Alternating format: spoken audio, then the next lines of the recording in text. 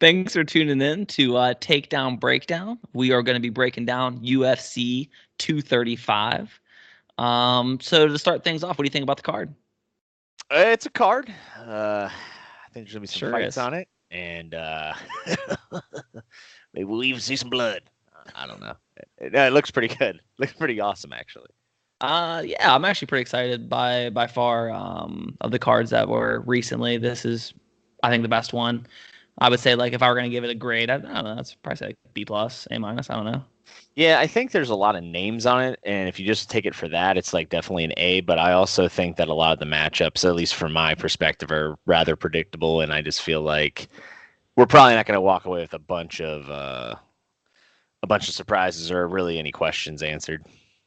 Yeah, I could see that. I feel like this could either be a card where it's like you said, really predictable, or it could be a card where you're like, oh damn, like a bunch of crazy stuff happens, like a Oh, Robbie there's Lawler always yeah. TKO or Jeremy Stevens catches a beat, that kind of thing, where just a lot of stuff that we don't naturally predict could happen. Yeah, But I mean, it definitely has. It has. It's like a solid B plus, but has the makings of being A plus.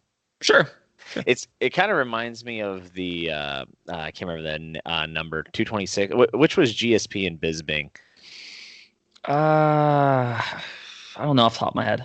But either way, that pay per view, I remember like that's one of the best pay per views I've ever watched. But it was I thought it was kind of predictable, but like you had enough surprises like TJ and Cody, like TJ, getting dropped and not. Anyways, but basically what I'm saying is there's a lot of potential for the event, and I don't think anyone's gonna be upset that they tuned in. No, I completely agree. Um, Quickly before we start on this card, what did you think of Kane versus Nagano? The card or the fight? That fight itself. The fight itself, I think he caught Kane. I think his knee definitely was hurt, but if you watch it from that one angle, his head smashing backwards like right before the knee gave out. I'm pretty sure. I'm pretty sure that Kane came in with a bad strategy and Francis caught him. Yeah, I don't know. I kind of like it's one of those things where like it's almost like McGregor Aldo, where you kind of wish it had gone a little bit longer Oh yeah, because yeah. shit happens. But Again, we didn't really get any questions answered from that, did we? exactly that's exactly my point. It was kind of deflating, but like it is funny, the first event on Fox and the first one on ESPN goes with Kane kind of getting caught. It's like Sure, weird. It's real sure. weird. So they're doing a presser for what is it, 237 with Israel versus Gastelum and Poirier versus Holloway. Just quickly in 30 seconds, what do you think about the main event and co-main? I mean there are phenomenal fights.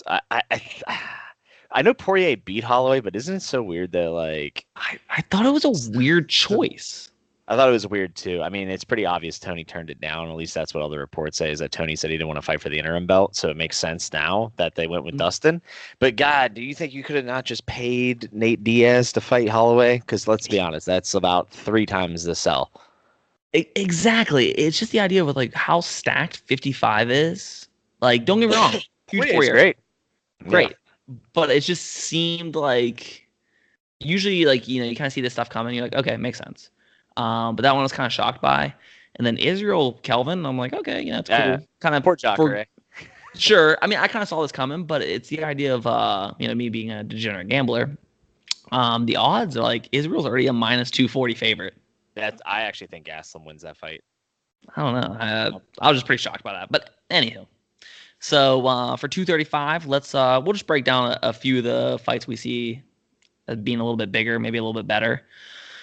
Let's go ahead and start with at 170 pounds, Mickey Gall versus Diego, the Nightmare or the Dream or whatever he's going by today, Sanchez.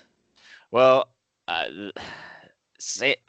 Gall's ground game is really good. Do we know how good his clinch work is? I don't know. Because CM Punk gave him a lot of pressure in the clinch and a lot of trouble in the clinch. Like the way Phil Brooks was able to bounce his fist off his head, like sent a lot of trouble signs. So with this one, I can't see an avenue where Diego Sanchez still has literally anything left in the tank. I think he died 3 years ago. Like, I gotta look real quick. When is the last time Diego Sanchez has won a fight? He won his last fight. No, he didn't. Yeah, he did. Take a Who the look. hell? He fought the Down syndrome kid. Oh my God. Some No. guy named Craig White. I think I went to high school with him. He did beat Craig White though, right? Yeah, he did. You're He right. put it. He went just straight Diego on him and put him down. I like Diego though. You saw the thing he did with the Down syndrome kid, right? Where he Yeah. I mean, I'm saying he's a good guy. I mean, but he seems like an alright guy. Though I thought it was kind of weird. He took like a super hard stance in that Cerrone Perry Jackson Wink camp thing. I don't know if you saw that. He like shit all over Donald Cerrone. I thought that was kind of weird. yeah, I think Diego Sanchez is kind of a weird guy to be completely honest. But Yeah. so here's how I kind of see it. Diego's 37. Okay. And then age can always be deceptive. Like you look at Yoel Romero, who's like 40, 41, still looks pretty good. So Yep. Diego's 37, has been fighting pro since 2005. So you're talking 14 years he's been a professional fighter, and that's not counting his amateur background. And he's always a dude that's known for being in wars. Like I don't know if you remember Gilbert Melendez versus him. Like it was Yeah. literally a 15-minute slugfest. So like he's an old 37. Gall's 10 years younger, but also has 11 years less experience. So I mean, usually this kind of stuff you're apprehensive of taking the young guy, but again, dude, Diego hasn't looked good in a long time. He also struggles against long fighters, and Gall's pretty long. Also, Gall's been training with man, who's the glory? Joe Schilling. He's been training with Joe Schilling and stuff. So Sure. I think this one's pretty shut and closed. Like I think Gall's is gonna win. It's just Sanchez is washed.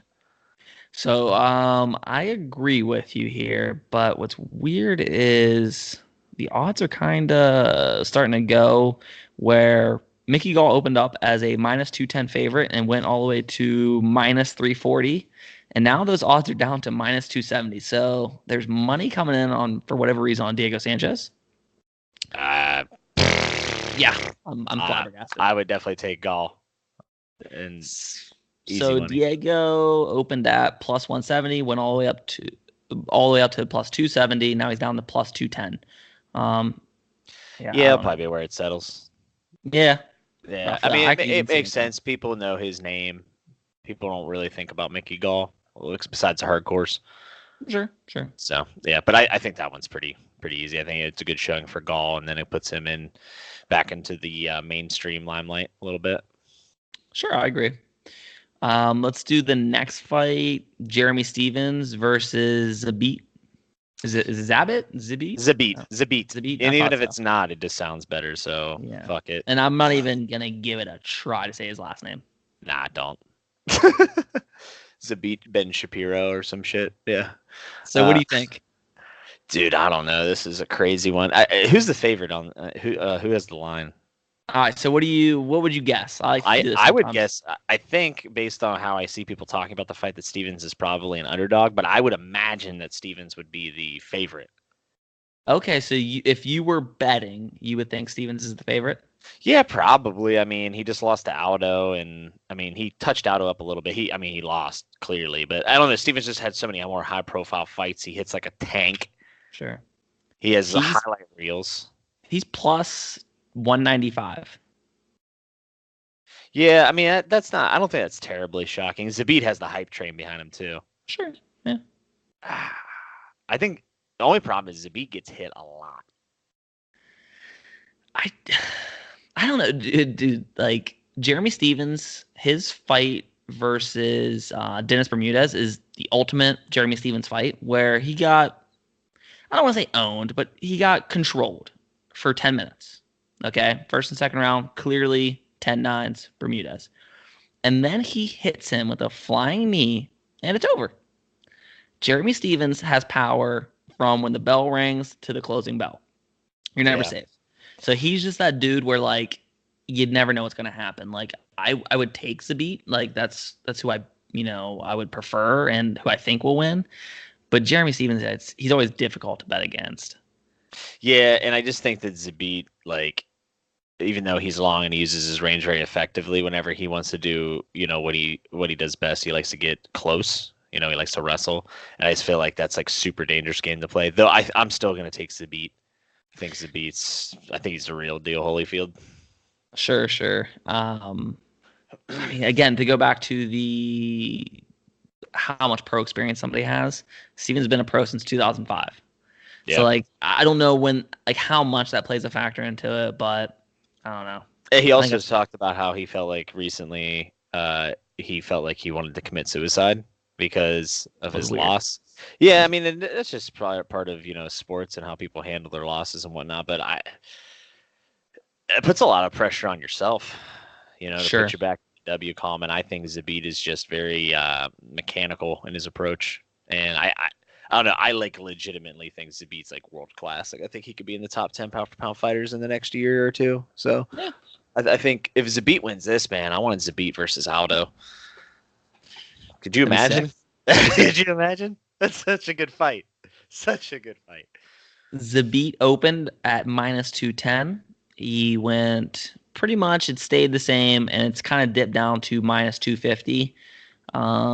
Stevens opened up at +170, and it's slightly creeped up to +195. So he's basically a 2-to-1 dog. I mean, I don't know. I wouldn't mind if you just pick on a method of victory, taking Jeremy Stevens TKO. Probably get 2.5 to 1 odds. I don't know. You throw down $20, 150. Well, Yeah, I don't know. it's worth it. I mean, I I'm would more think of a safe guy, so I think I would just parlay all the the easy ones together. That's just me. I'm a safe guy, but I'm going to parlay everything. Yeah, I'm just gonna parlay it all with safe picks. Yeah, I think Zabit's gonna get it done though. I agree. All right, so let's go ahead and go to Cody Garbrandt versus Pedro Munoz. Yeah, I was super stoked just because it's Garbrandt, it's a banger. Pedro, I didn't know super, tons of information about or anything like that.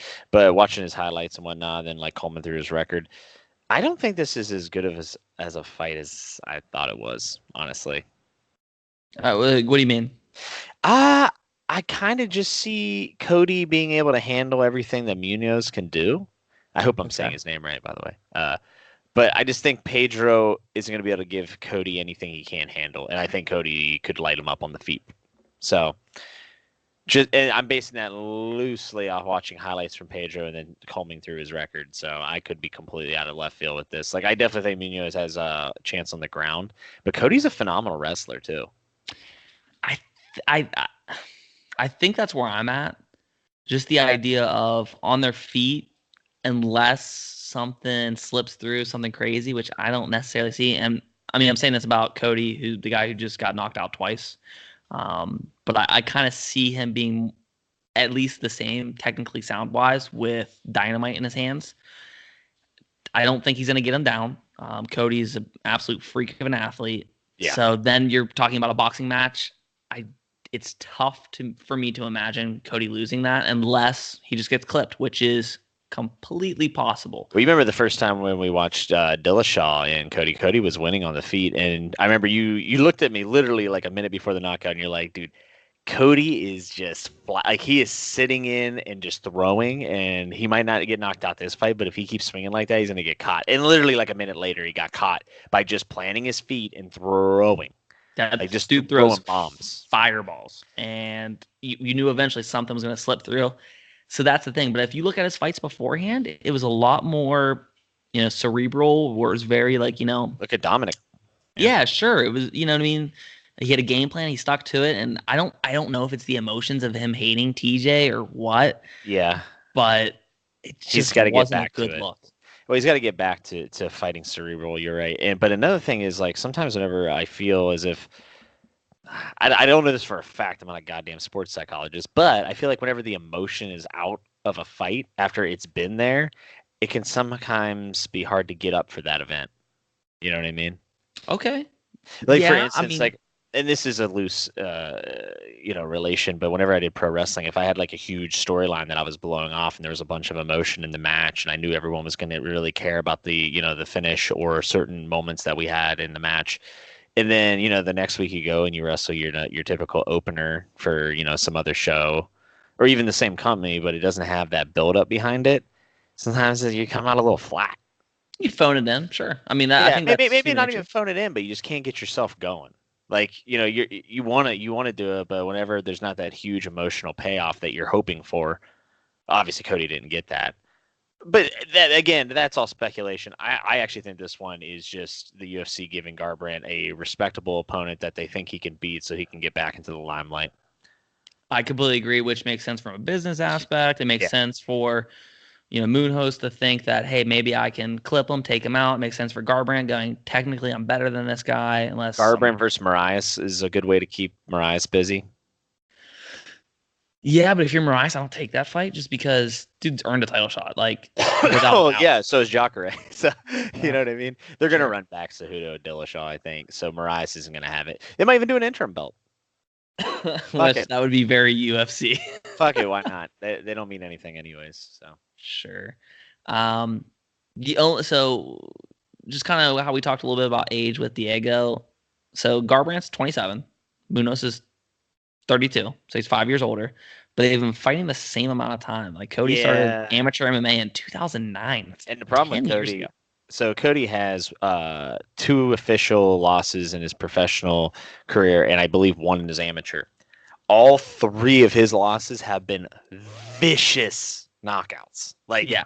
Like TJ lit him up bad. Like especially the second one. I mean, he ate what for a minute and a half just damage, where the referee was just like literally giving him every chance to do something. I mean, it was bad. But he got his lights shut off in his amateur loss too. You can find that Oh, on sure. YouTube. I mean, he literally ate shit. Like he went to the shadow realm. So like there is a serious concern that Pedro doesn't have to be a better boxer, but if he lands something, like I don't think you get shut off like that and it not be a long term effect. You know what I mean? It's kind of like when Chuck started getting shut off, and it was like you knew, like you were always on the edge of your seat. I don't know if that's the case for Garbrandt, especially at lighter weights. At the lighter weight, he's not 205er, obviously.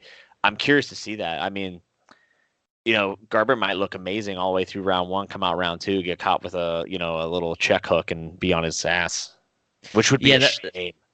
dude, it just sucks. Like when you have those guys like Luke Arlovsky's the Rockhold. easy example of who's supremely talented, and he's more talented technically than most of the people in his weight class. Yeah. A great athlete, but when you have a glass chin, stuff happens. Luke Rockhold. Luke Rockhold is probably the Yep. most skilled fighter in the UFC. I truly, he has the best top game. Like that guy is a freak. His He just jiu-jitsu's great. He's good can do it all. kickboxer. He can do it all. He Yep. just hopefully the 205 gives him some new life. Hopefully that's Sure. the issue, but I don't think it is. Yeah. So from a betting standpoint, Garbrandt opens up as the favorite at minus 205, and those odds have slowly declined to all the way to minus 170, which kind of like that kind of stuff where I'm like, oh, I'm getting good odds, but always kind of worries me from the standpoint of like, does somebody know something in Vegas that I don't know? So that always kind of makes me a little apprehensive. I think it's probably more the likely that MMA odds are still just super fucked up. Okay, yeah, maybe. You know what I mean? Moonhouse opened up at plus 165 and is currently sitting at plus 140. Yeah, I mean that one might even go both negatives. You know what I mean? Like both Even underneath. odds. Yeah, even odds. So I think Cody's the pick, though. I don't think his chin's gone. I think if he gets in there with someone who has striking potential, like a TJ Dillashaw, I don't know if I'd pick him again. But with Pedro, I don't see Pedro giving any threat on the feet. So I think Cody's a safe pick. I agree. 100%. I have him in most of my parlays, so let's hope. Okay, let's go next to this one I'm pretty excited for. Ben Askren versus Robbie Lawler. What do you think? I think this is probably the most interesting fight on the card, right? Because I think, and like, I'm just going to assume Askren's the favorite, right? Yes. Okay, so Askren's the favorite, and that's kind of bewildering to me because I know Ben Askren's phenomenal. He has like some of the best grappling. People say he's the best grappler in MMA, but I just don't know. Like, you have to look at strength of schedule. You have to. And 100%. and Askren's the one guy that he had win against, Santos, who had decent takedown defense for the first few minutes and really good stand up. Gave him problems, like was shrugging Askren off. Eventually he gassed like he always does, and Askren took him down, did Askren things. I don't think Robbie Lawler gasses though. Yeah, Robbie Lawler has pretty damn good cardio. And amazing takedown defense. And he fights smart too. Like he fights Yeah. within his gas tank, almost like I don't want to compare him to Tyron Woodley, but like to the same aspect where like Woodley knows his limitations, so he doesn't push the envelope more than he has to. And Robbie Lawler's very much the same way, where if he needs to slow a pace, like you saw in Carlos Condit, he will. Yeah. The so with me, what I kind of worry about is you look at Robbie Lawler, who's 36, which is I feel like Robbie Lawler's been around as long as MMA's been around. So like 36 is pretty young for what He's I think like Robbie 80 in Lawler. fight years. Exactly. Ben Askren's 34. So if you look at that and you go, oh, they're about the same age. Well, Robbie Lawler he has been knocked out a ton, but you talk about a dude who's in constant wars. Yeah, This and dude coming off knee surgery. does not care about life after MMA. Nah, he has no life after MMA. Yeah, I think you bring up that's isn't that the question though? Is if Robbie Lawler is washed or not? Yes, I completely think that's it because I think we see the Robbie Lawler, which I'm not saying that, we even saw this last year, but the Robbie Lawler that fought like a Johnny Hendricks, who looked like he was in great shape, was impressive. I don't think Ben Askren can get the job done just because Ben Askren doesn't put any questions to it. That dude is just straight up diving at ankles, anything he can to get you down. He has horrendous hands. It's bad. Like people can talk about, even before Habib put it on McGregor on the feet. People are like, oh, his hands aren't great, that kind of stuff. And it's like, listen, he gets it done. Like he knows what he's doing enough to get in on you and take you down. Ben Askren's dog shit, honestly. It's not good. It's not good. So with that being said, Lawler does have a 2-inch reach advantage. I don't know. He has pretty decent takedown defense, not great, but solid. Where it's not gonna be a walk in the park. Take Robbie Lawler down. Yeah. So I don't know. Like part of me goes, it's Ben Askren in a slam dunk. That's what I originally thought when I saw this fight. And just kind of thinking about it, I could see him kind of keeping the distance, and then Askren takes a desperate shot, and he hits him with like an uppercut or one of those little shovel hooks, something to that effect, where you're just like, oh, so that's what I mean. Like, Garbrandt can get caught, Zabit can get caught, Askren can get caught. I mean, we see who should win the fight, but it doesn't mean that's who's going to win the fight. I think that's the fun thing about this card. Yeah, and it's the best thing about this fight. This fight personifies that, right? Like, absolutely. When's the last time Lawler knocked someone out by like 1-2 punch Like, it's been a while, right? Because he beat Donald Cerrone in a decision. He lost to RDA, but he lost RDA with the blow on the knee, and RDA didn't finish him. And RDA is, whenever you let him set the pace, he's vicious. I mean, he's unbearable. It's kind of interesting. There's really no signs of Lawler's washed. Like, he got knocked out by Tyron Woodley, but Tyron Woodley's second best welterweight of all time. So, the knee surgery is what worries me. I thought he coasted in the Cowboy fight. I don't think he was super motivated for the fight, but he beat the shit out of Cowboy. He took off I think he took off the second round. That's the thing, though. Robbie takes off rounds, like admittedly takes off rounds. Sure. And Askren will eat him alive if he does that. Sure, can do it. Askren's conditioning is ridiculous. He's going to do that folk style wrestling for 3 rounds, and he's never going to stop. That's just not in the cards. My problem with Askren is I don't think that he puts it all together super well. I don't think his stand-up's good, and I think Robbie. That's the question: is Robbie's defensive wrestling to the par where he can make it about the well-rounded game and not just about wrestling? So sure. I think Ben Askren probably wins, but if I'm putting money down, especially knowing Lawler's an underdog, I'd actually take Robbie Lawler. Just a question: how can you train for so long at Duke Rufus's camp and literally you can't even throw a jab? Dude, there's some people who just don't get it, and I'm not. I don't know. Again, we're not talking about like me. I'm not training at Duke Rufus where you're going, an okay at best athlete. We're talking about somebody who was a damn good wrestler. So clearly he's a damn good athlete. How can you not pick up on just a subtle nuance of striking? It's honestly just as impressive as his wrestling. Yeah, you're not wrong. I don't know. I think Askren just wants to be the best at what he does. And he probably is, but the question is he an elite athlete? I don't know. He looks like shit. Like, I His know that body, doesn't matter. I know that doesn't matter. Max Holloway doesn't look amazing, right? sure. But it's different. It's very different, especially in the higher weights, I think. Sure. But I don't know. You know what? I'm gonna take Robbie Lawler. I'm gonna I'm regret that. I'm going with Askren, but like part of like I like dude, it's tough to dislike Robbie Lawler. Yeah, I actually used to hate Robbie Lawler because of the Nick Diaz fight. I just thought he was kind of a douche, and I love Nick Diaz. But as it's went on, I mean, you can't not respect that guy. So yeah, I'm a big I'm gonna call him Bob Lawler. I'm a big Oh, Bob Lawler fan. oh, brutal Bob. Yeah, he's I like it. yeah. I just don't think Lawler's look necessarily terrible. I mean, he survived RDA with a blown out knee. The knee surgery is the biggest question, and if I'm 36, 80 in fight years with the knee surgery, it's probably fairly obvious that he's not going to be able to defend the takedown. So Askren's definitely the safe pick. But for the fun of it and on the record, I'll take Robbie. All right, cool.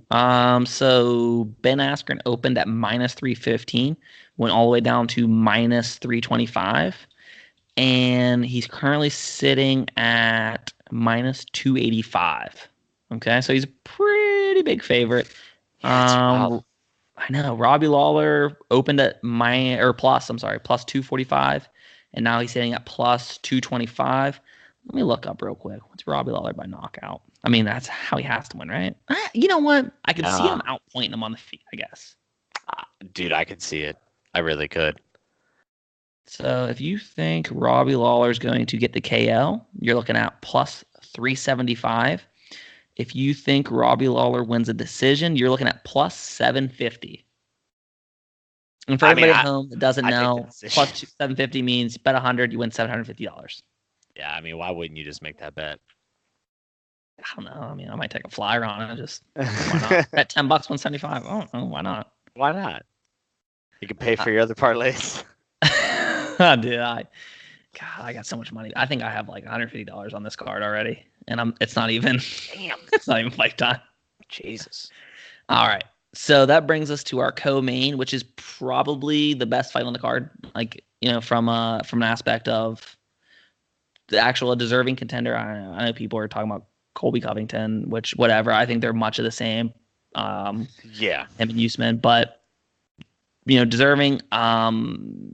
I think this is a pretty good fight. So we got Tyron Woodley versus Kamaru Usman for the welterweight title. What do you think? So is it Usman or Usman? You know what? Fuck it. I'm gonna call him Marty. All right. Okay. So, Marty from Nebraska. Why are we calling him Marty? That is what Ben Askren's been calling him for like the last 3 months and pissing him off. I guess in college Yeah, they all called him Marty. And it makes me laugh because I don't know if you saw them get into the confrontation backstage. Yeah. But he's like in Askren's face. But Askren's like, chill, Marty. Chill. Do I get to sit next to Marty? Can I sit next to Marty? It was awesome. So I actually don't think this is a good fight at all. Really? I think Woodley is going to absolutely starch him. Really? Usman dropped. I was watching him versus RDA, and I watched him versus Damian Maia. He has a huge issue with whenever he throws his big bombs that he doesn't put his gun to the holster. So instead of bringing his hands back to guard, he drops his hands low. And I don't know if that's just a habit or whatnot, but like if you go back and watch the Damian Maia fight, Damian Maia was able to touch him a lot because of it. Like just riding back jabs, and he might even hit Damian, and Damian would just pop him right back. And the only that's cool that Damian hit him. That's great. Tyron Woodley will kill you if he hits you. So I honestly don't even think this is going to be competitive. That's bold. I know. I think this will be a bigger blowout than John Jones beating Anthony Smith. What up? Okay, so the one like you always look at every Tyron Woodley fight, and it's always close odds. For the simple fact there is a clear, obvious blueprint of how to beat Tyron Woodley. Problem being is Tyron Woodley is a brick shit house. Okay, so Tyron Woodley is like 4'9", and he is giant, gargantuan. Like the dude is a monster, and when he hits you, the lights go out. You look at I don't care what Joe Rogan has to say. the goddamn Wonder Boy fights and Tyron Woodley fights sucked. They weren't fun to watch. I know he's like, oh, they're real technical. They sucked. Okay, but soon as he touched Wonder Boy's on his ass. Yeah, the dude has dynamite in his fist. So my thing though is the way to beat him is to pressure him, make him, throw a little more than he feels comfortable with, and wear him out. So we see that Usman's a big guy. He has a better gas tank than Woodley. Can he throw a few shots and maybe get in, put him on the fence? Now, Woodley can easily circle off, or we're talking about a dude who's a legitimate D1 wrestler. So, I don't think he's going to be able to like just hold him against the fence like RDA did against Pettis. I'm not saying that. But it's the idea if he can make him work the first 2 rounds and Woodley takes those first 2 rounds, then can you maybe implement that game plan for 3, 4, 5? Yeah, I'd agree with that. Now, I definitely see what you're saying. So we're saying, maybe he can possibly win by decision, where Woodley can win by decision. He can knock you out. He has more ways. And he's also pretty damn good on the ground. Yeah. So I just could see it being close. Like, I know this sounds stupid. I see it being close unless Woodley puts him out like Till. Where Till came in once, Woodley put him down, and then just dominated and finished him in a round. I could see that, but I kind of see it maybe a decision being like, 48-47 kind of thing. Yeah, I think Usman has to put him up against the cage and has to pressure him. I actually don't think Woodley has that bad a cardio. Like, I bet you it's as good as Usman's because, one, Woodley's been active, and I think Woodley, he went 5 with Wonder Boy twice. I understand he does get tired later in the fights, but I truly feel like I think he's just gotten better. I just think he's better. He doesn't throw, and like. Well, you're not wrong, but But it's the idea of like that's his game plan, and the reason he doesn't have to throw is because people are like, oh, I'm not going in there. It's honestly like going to the zoo and jumping into the bear pen. Like, you don't want to do it. So as soon as you come into his little short stubby arms, he's going to put his mitts on you and you're probably going to go to sleep. So then everyone stays on the outside and then he gets his fight. Marty has to get inside. That's it. That's how he wins, right? Until you find someone. And the only person that's come really close to beating him, other than Nate Marquardt, who beat him up when he was younger, but the only person in the UFC that has been able to kind of get around that has been someone that can stay on the outside, like Wonder Boy, which also translated to a boring fucking fight. Sure. So, I'm not saying Usman can't win or anything like that, but I think I am actually sold on Tyron Woodley. I think he is the second best welterweight of all time. I think he could potentially end up being the best welterweight of all time. And I think he could probably be in the top 10 fighters of all time. Like, I think he's phenomenal. Yeah, I definitely think he's overlooked. For whatever reason, people aren't a big fan of him. And I think it's because you either get like a boring decision or you get a quick knockout. And it's like, well, it's a fluke knockout and he has boring decision. So, see, I think the second Wonder Boy fight was boring. The first one I went back and watched it. I thought it was okay. But like, I think he's been in way more better fights than bad. Like, way better. Like him, Josh Koscheck, him and Robbie Lawler. Like, they were just such exclamation points. And maybe that's why Woodley to some people is boring, is because you know exactly what you're gonna get. Sure. So to me, the reason above all that to pick Woodley is he's been a pro for 7 years longer, and much tougher competition. You look at Usman, he's fought RDA, and it's pretty much. Is RDA the most overrated fighter of all time? Here's the thing. I think RDA is immensely talented. I just think he is a stereotypical athlete where it's in his head. So like when he fought Anthony Pettis, he was a plus 350 dog. And I remember I was like, I guarantee he's going to win because he was on an absolute roll. And, I knew Pettis wasn't the greatest matchup, or RDA wasn't the greatest matchup for Pettis. But he's one of those dudes where he's on the roll. He's great. But as soon as he kind of faces a little bit of adversity, he's like, oh, maybe I'm not going to win this one. And you kind of saw that with like the Tony Ferguson fight and things like that, where I think he's a pretty mental blocked fighter. That's fair. It just seems like, at one point he was going to fight Conor McGregor. And now, like, if I think about this, I'm like, oh my God, Conor would have murdered him. You know? Um, but yeah. So Woodley's obviously the favorite in that fight, right? Yes, so Woodley is at minus 175 right now. And he started at minus 165. The line's moved, but it's been like pretty back and forth. Yeah. Actually, Woodley went up at one point to minus 200. But for the most part, it stayed pretty similar. Usman opened up at plus 135, went all the way up to looks like plus 155, and now he's down to plus 145. Yeah, I just think Woodley probably has a little more avenues to win. Mhm. But I'm hoping for a good fight actually. Yeah. I don't know. I just think it'll be pretty shut and, what is it? Close and shut, shut and close. Yeah, something like that. Yeah, fuck it. So that brings us to our main event: Anthony Smith versus John Jones. What do you What a think? shitty main event. I know for like the rest of the card, like I don't know, like All right, I don't I'm know. gonna make this real easy. John Jones is obviously gonna win. We're both gonna pick John Jones. I mean, he's a negative 1,400 favorite the last time I looked. It, and it, so let's talk. How could Anthony Smith even win this fight? In How does MMA, anything's possible. He throws a bomb and somehow clips John Jones, which never happens, and it knocks him out. Okay, so we both agree that's the only way he wins this fight. Or unless like I don't know, maybe I rumors again.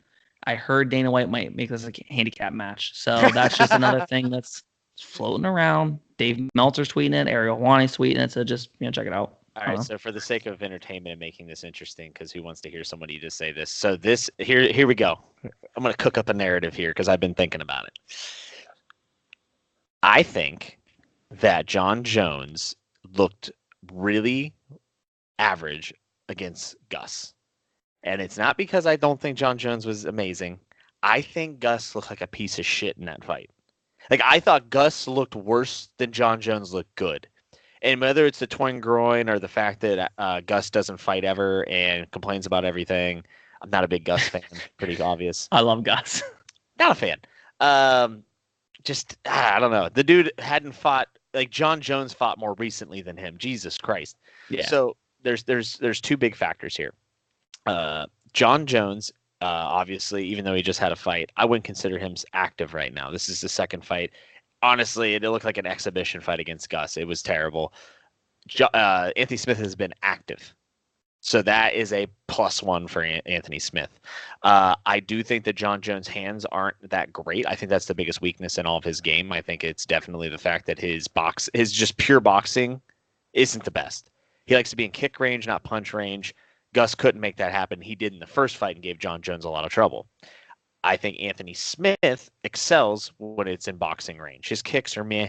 Anthony Smith likes to clinch. He likes to throw elbows. If he does that with John Jones, good night. It's over. That would be the dumbest fucking thing he could do. But I do think that John Jones is susceptible to being outboxed. But how you get past the kick range and then not go into clinching, you can't let John Jones dictate where this fight ends up. So you have to stay in this weird limbo of boxing range without clinching and without kick. I mean, it's just not likely. But those are the two narratives. I think that John Jones's biggest weakness is his boxing. Again, pure kickboxing, it would be ridiculous. But boxing, and I also feel like Anthony Smith has been a more active fighter. I wasn't wowed by John Jones against Gus. If anything, I was super disappointed with Gus. So the one thing I'll say, I'll play devil's advocate on everything. Okay. So you said John Jones didn't look as good as Gustafsson looked bad. Well, here's the thing. When you're an absolute phenom at what you do, it makes everybody else look that much worse. So like when Right. you look at GSP, sometimes I feel like I think GSP is the greatest of all time of any fighter.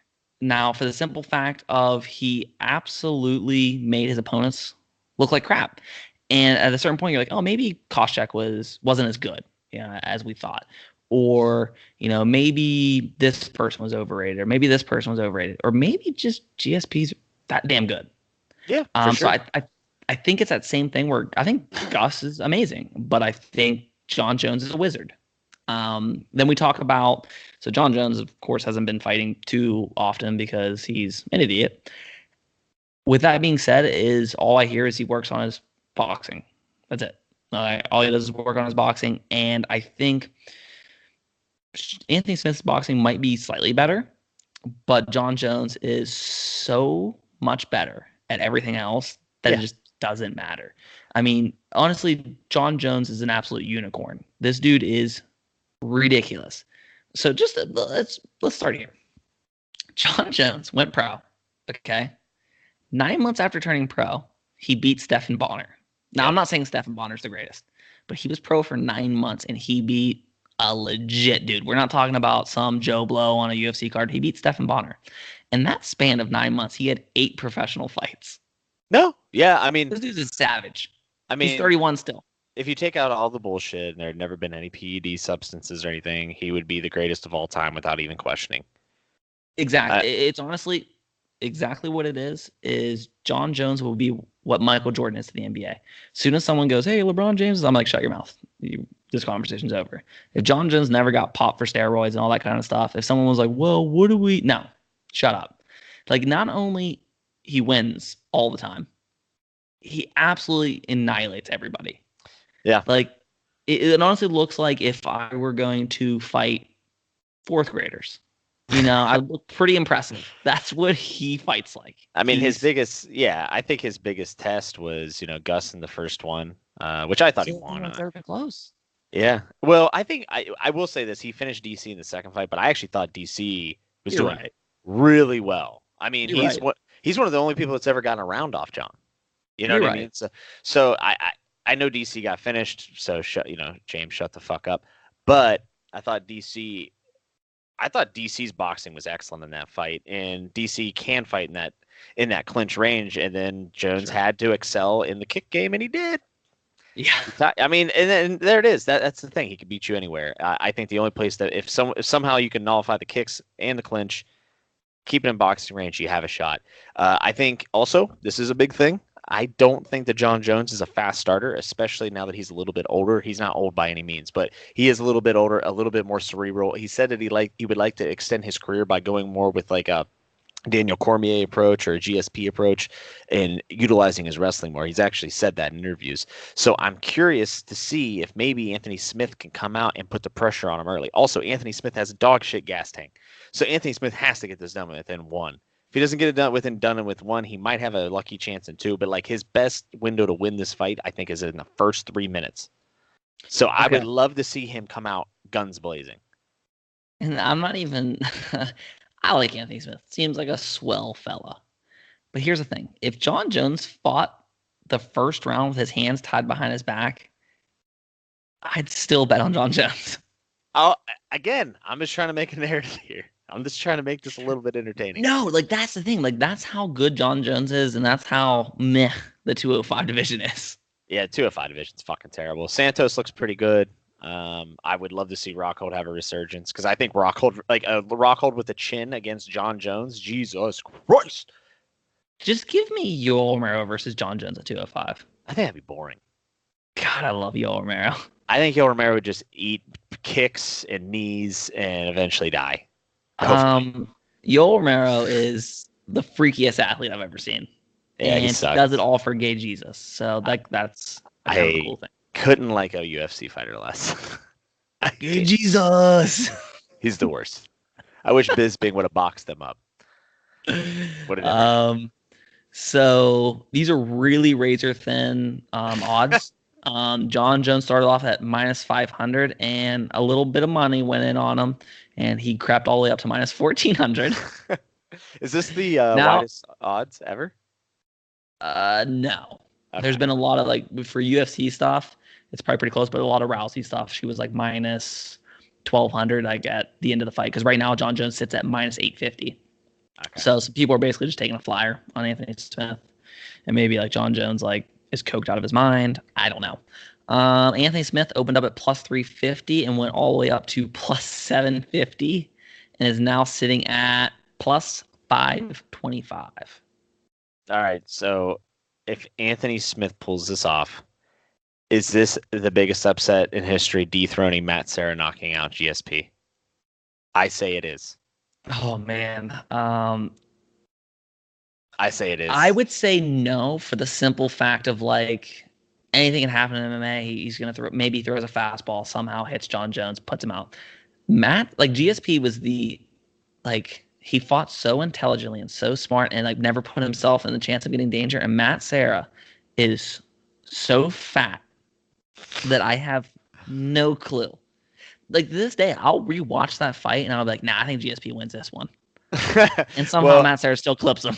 see, I think Matt Serra was a legitimate competitor, though. Like he's a guy that people knew about. He's one of the best ever on the ground and just pure jiu-jitsu. Dude's a Dude, he wizard. was on a show for people who sucked and lost their career, and they just put him back on the UFC, and they're like, ah, damn, I guess we got to give him a title shot because he won the show. At least he lost those fights in the UFC. I mean, Anthony Smith lost, what, 4 in a row by TKO or some shit on the regional scene? That's what I'm saying. Like there would be no, I just don't think there would ever be a story like that again. I think if you're the UFC, you want Anthony Smith to beat John Jones. Sure. I mean, well, I don't even know about that because I think that 205 division's got to get some juice. It is so bad. They should just fold the division. if you want the juice at 205, you bring up Yoel Romero, and he brings all the juice. or just cut him. Either way, I'd be fine with it. So Santos is an interesting guy. Oh, also, we didn't cover this. Johnny Walker, my boy Johnny Walker's on this card. Okay. You a Johnny Walker fan? Dude, are you not? I mean, whatever. Dude, Johnny Walker's last knockout, he attempted to soccer kick the dude in the fucking head. He did a full striptease to the ring in some regional circuit in Brazil. Are you fucking kidding me? This dude does highlight reel knockout shit. He is an athlete. I think he's 6'6". He is a big boy. That's what I'm saying. That's the guy. That's the guy. If they don't feed him to the wolves too soon and he gets with a good camp, that's the guy. That's your super fight with John Jones at 205. Right there. Yeah. Johnny Walker's doing shit that John Jones S stuff. Remember when he was like young and he would German suplex people and go for flying knee against Shogun and shit? Like Johnny Walker's doing that shit now. So this is like, it's cute, like when we try to pretend like someone's going to beat John Jones until John Jones beats himself again. It's just, he's good. He's the best in probably the history of the sport if you can ignore everything that he's done. However, I'm just saying, I think Johnny Walker is a star. I think he's really good. And that's a fight. Honestly, I'd rather see that fight right now than John Jones versus Anthony Smith. Please, UFC, do not feed Johnny Walker to goddamn John Jones in like the next year. Give him like 2 or 3 years. Sure. But who the fuck is he gonna fight? Is Glover Teixeira gonna get his goddamn Walker out? Yeah, just fuck it. Give him a shot. Shogun's on a 1-fight win streak. He did because he's literally 2 fights. Think about this. He's 2 wins away from a title shot. Hell, he's 1 fight away. Fuck it, just give it to him now. So bad. So that pretty much wraps up the card. Let me see. I liked, as far as bets, I kind of like a little parlay between Garbrandt, and Askren. I think you're getting like close to plus 110. Would it hurt to throw John Jones on there? So it's just like the odds are so long that like it doesn't help it much. But yeah, I think I did put a parlay. I did so many parlays, I don't even know what I did. But yeah, I don't know. And so you said Robbie Lawler was going to win, right? If I'm parlaying, which I am, because I'm going to bet, it's going to be Gall. I'll probably go. Dude, I don't think I'll even bet on the Gall and Sanchez because honestly, I don't give a fuck about that. Like you know what I mean? Like it's one of those fights where like I don't really want to have money on Gall, and I'm definitely not putting money on Diego Sanchez. But I'm not excited about putting my goddamn hard-earned cash down on Mickey Gall. You know, I don't know. So Stevens is a beat. That's a crapshoot. But so here's my parlay. I'd parlay Zabit, Garbrandt, Lawler, Woodley, and then a Jones if you feel like just writing down another name on a piece of paper. Sure. Yeah. So the one thing I'm like, out of all the fights I see here, I see the Askren Lawler fight and the Zabit Stevens fight being the ones where I go, oh yeah, sweet, I'm gonna make a lot of money on my parlays, and those are the ones that makes me question my life and how I just bankrupted myself. So yeah, Stevens could put Zabit in the graveyard for sure. What do you think the best fight on the card is? I think Stevens Zabit's the best fight on the card. I'd probably say Usman or Marty, as we're calling him, versus Woodley. You think? You really think that that's going to be a more exciting and fun fight than Stevens versus Okay, Zabit? so you bet $50 that Anderson Silva is going to beat Israel Adesanya with me. Hey, So hey, hey. let's do double or nothing that this fight goes over a round and a half. What, the Woodley and Usman The fight? Woodley Usman fight. Oh, I wouldn't be shocked if that happened. I think You Marty's said going to he's gonna dance. knock him out. Yeah, he's going to knock him out, but Marty's going to dance. All right, so Marty's what would you, I'm not betting straight up on Usman. I don't feel that. Woodley by TKO or KO within 3. All right, we'll do double or nothing on that. All right, and I would also like to point out we never talked about Anderson on this podcast again. After that, Anderson had a hell of a showing. He did. He did. He actually looked good. He took the 3rd round off. He literally he didn't push the fight. It was Yeah. weird. It was like He thought he thought he signed a contract for a 2-round fight. Yeah, and it wasn't. I didn't think he was super gassed. I mean, he was tired, but I didn't think he was super gassed. It literally just felt like he was like, okay, I showed enough. Like I like this guy. I'm not saying he could have just ended Israel anytime he wanted to. But what I'm saying is, I really felt like he just kind of fucking was like, all right, that's enough. Like I'm done.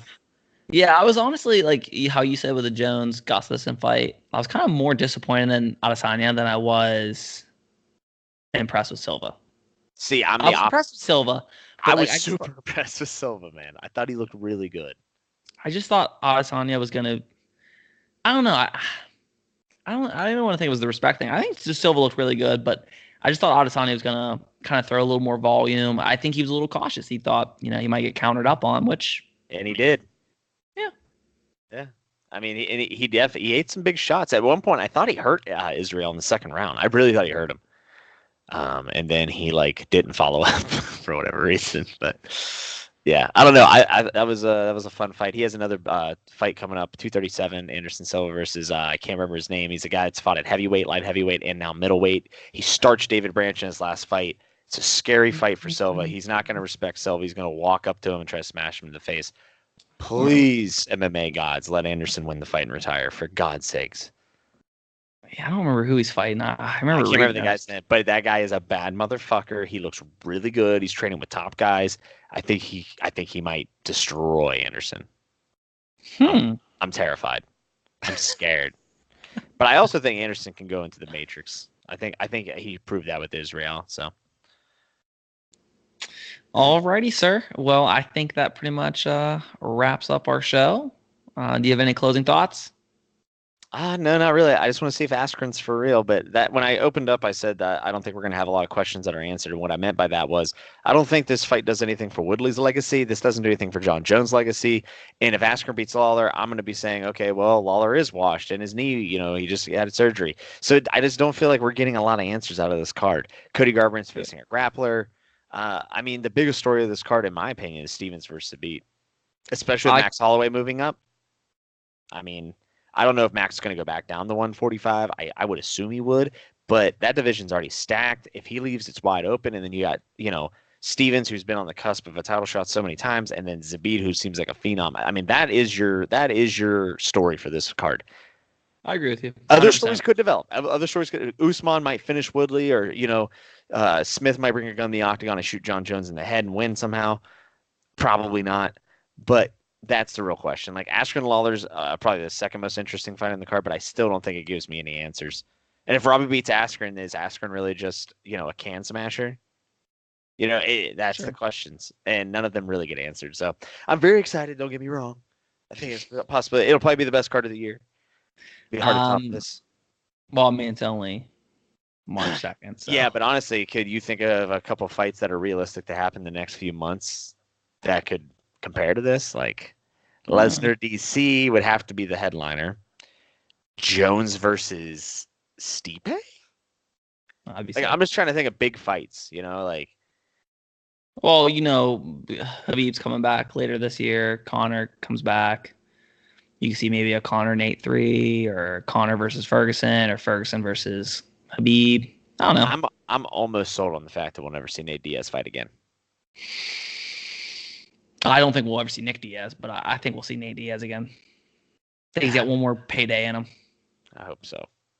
I hope so. So you heard it here first, guys. James said that he's taking Anthony Smith by flying heel hook. So look for that. Yep. And he bet $1,000. Yep. You heard it here first. Anthony Smith by Tide Pod. I don't know what that means. All right, man. I will catch you later. Alrighty. Enjoy the fights, people.